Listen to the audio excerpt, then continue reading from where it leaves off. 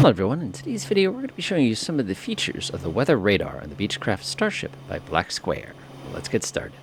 So as you can see, looking out the front window here, we've gotten such a headwind, we've actually frozen in place. No, I've paused us here, just so we can kind of fiddle with things. So as you can see, there are some serious clouds with some various vertical development. Obviously, those would be thunderous clouds. And of course, there's some nice little terrain underneath us to demonstrate the capabilities of the wonderful weather radar system. So now that this thing's kind of cooking, I'm going to go ahead and get everything back to like a stable level. And again, I don't want to do any damage to my engines as I'm just kind of basically stuck in place here. So I'll take a couple moments to kind of reduce some RPM here. That looks good to me. About 1600 is kind of the magical amount. There it goes. Into the green with you, sir. And I'll go ahead and reduce my regular power as well. Again, theoretically, I'm in a climb right now, but it's not going to matter that much. There we go. Green is good. Fabulous. Let's talk about that weather radar. So the weather radar in here is relatively straightforward to use. The only thing you got to kind of be mindful of is especially the gain and the tilt, but we'll take a look at that in a minute. So one of the nice things is you'll notice my aircraft is tilted right now, and that's going to be really important for us in a second. So first things first, how do we get to the weather radar? Well, it's pretty easy. You'll notice we have a radar button and we have a radar control button. Now, if you reach over here and press rudder, you'll notice it turns on the radar. The cool thing about the radars, you'll probably observe in the bottom left corner, is right now it says it's on standby mode, meaning it's not actually emitting anything. It's just trying to show on this display. Now, if I were to zoom out a little bit here with a 50 mile, you can see that it is still on standby mode. The other place we can put the radar is going to be on our little handy-dandy display over here. To do that, simply pick your map, pick your display, and then just go bloop, radar, and this would turn on the radar. Again, these two screens can show radar at the same time. As you can see, this one's on, this one's on. Some people say, hey, which one should you do? Which one shouldn't you do? I'd say that it's kind of up to you. It depends on what you're trying to achieve. Generally, I think this is fine the way it is, kind of a thing like that. Now, what we want to do is actually turn the radar on. And to do that, we're going to go to radar control. Now, across the left side, you're going to see we have a bunch of different options here. And across the right side, you're going to see you have different channels that you can use. Personally, I just like leaving it on sync mode. It makes it nice and easy. It basically kind of sets it. If you don't like that, you can split it. So basically using it on both channels here. It's just going to cause a little change to the display down here. From a game perspective, it really doesn't matter what phase you're using here. It doesn't cause any issues. One of the things you also see is this lovely thing that says hold. This basically freezes the radar image if you want to take a look at something on the ground, for example. I haven't found a lot of uses for that. In a military fighter jet, it's awesome if you're trying to do bombing or something. But in an aircraft like this, I haven't really found a use. This guy called ground clutter, basically what this is trying to do is reduce ground clutter. I'll be honest with you, I haven't really had an issue with it because of the way they implemented it, so you don't want to be too worried about that. Below it, you're going to see this thing that says gain norm, and you're going to have an option for tilt. Now, tilt is represented by the angle of the radar. Now, since our aircraft is up, my radar beam is actually going upwards here. If I wanted to, I can tilt that radar beam down, or I can tilt the radar beam up. Now, if I come inside here, you'll notice if I come over here and I grab this thing and I start cranking on it, you'll notice that the tilt changes. Positive numbers being up, negative numbers being down. If you want to reset this, you can right-click on it. Now, one of the things that's really cool is if you go to the next page button, one thing you can do is you can turn the test on if you want to see if that works. But the other thing you'll notice here is there's this lovely thing that says auto tilt. Now, if you turn that on, do you notice that the radar is tilting itself down?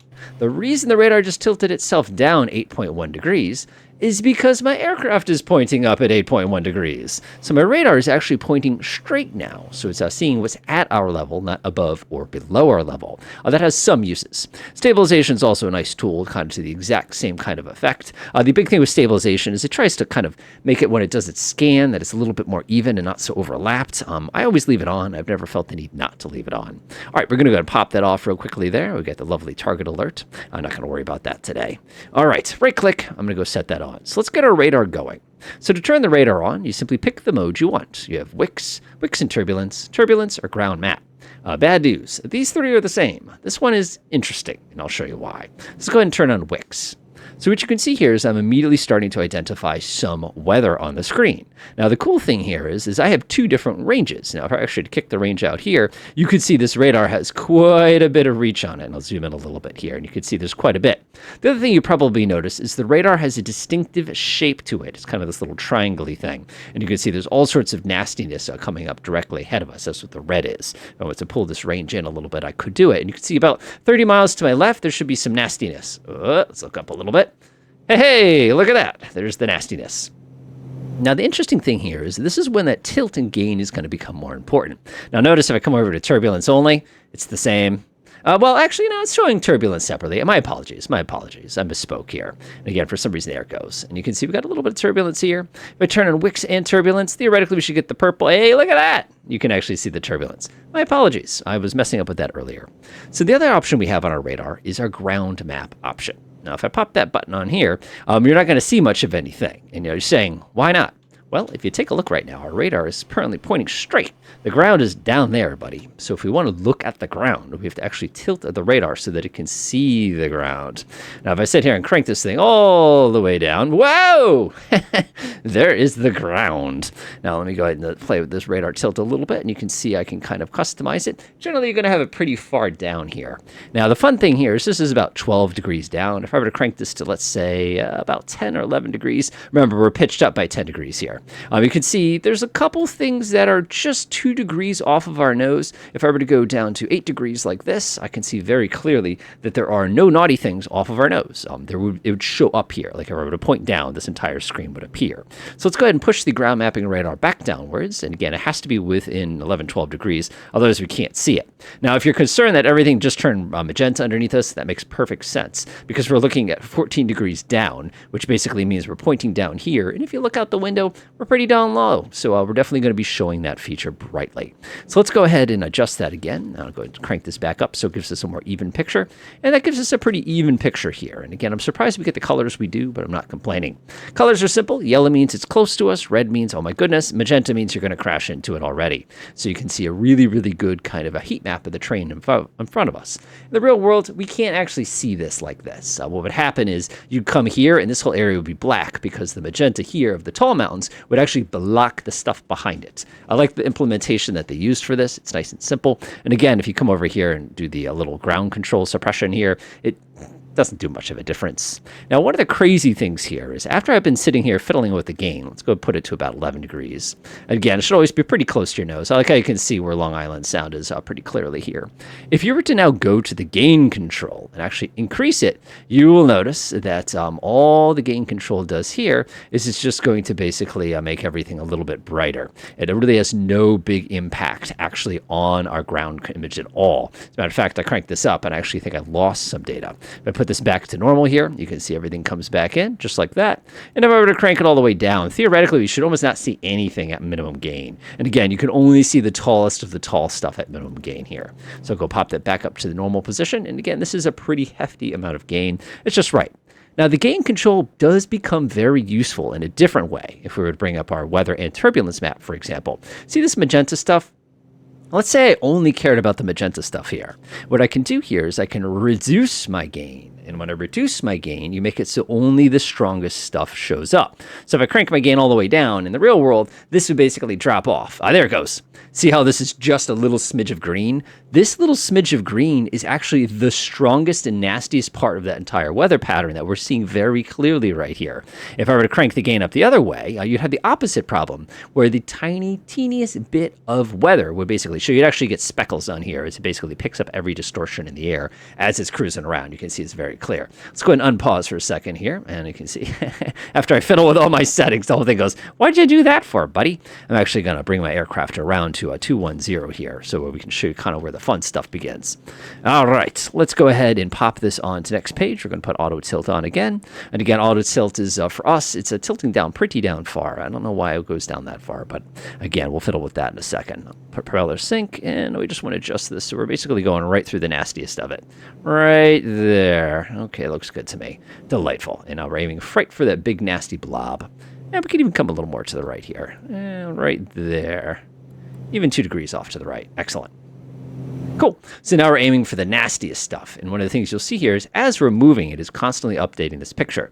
One of the things I was pointing out to you before is if we hit the hold button, you basically freeze it so that you can see exactly what it saw before. And theoretically, we're no longer updating this picture. It's just updating the relative position of it. So if we were to shut hold off, it would start re-updating this image. And you can see here that this big nastiness is right off our 12 o'clock. Now, if I switch turbulence mode only, let's see where the turbulence is going to be. Turbulence is going to be concentrated mostly in the middle of that. And again, we're doing turbulence only. So if we come to the right, we're intentionally hunting down the worst part of the storm here. Again, we have a heck of a crosswind, so that does not surprise me. And we'll come this way just a little bit. And again, if I look out the window real quickly there, you can confirm visually, without a doubt, why that is the most turbulent part of our nasty storm right here. And it's actually looking pretty good. We can actually go start leveling off here. That looks good to me. Right there. All right, let's be silly. 1, 2, 3. All right. Whoa. I must have kicked my rudder at some point. Did I lose an engine at some point? Yeah. Something else is going on. I'm not going to worry about it, though. What? Oh, I hit the rudder trim. That's what I did. Ha, that's funny. All right, let's see what happens when we get to that nasty part of it. Did I actually stand on the rudder trim? No, it says I did not. Maybe my rudders are out of synchronized. I'm not going to worry about it too much. All right, so let's have a little bit of fun and fly right through the center of the turbulence here, just to demonstrate. Man, look at that crosswind. That's ferocious. Actually, I need to come to my right just a little bit here. Just a little bit. All right, here we go. Turbulence time. Ready? You can actually change the map. I'm getting a little warning here. Icing? I've got anti-icing on. Oh, yeah, we're getting bounced. Oh, yeah, we're getting bounced. Nice. And as you can see, it's an incredibly cool unit, and I'm really, really glad that they took the time to model that so well. One of the things we could do to help us out is there's actually a turbulence button down here. If you hit the turbulence button, though, do not forget that you hit the turbulence button. Otherwise, you're going to be a little disappointed later on when things don't work as you expect them to. So as you can see, the weather radar is pretty darn complete on this thing. There's a lot of little things that you can watch out for.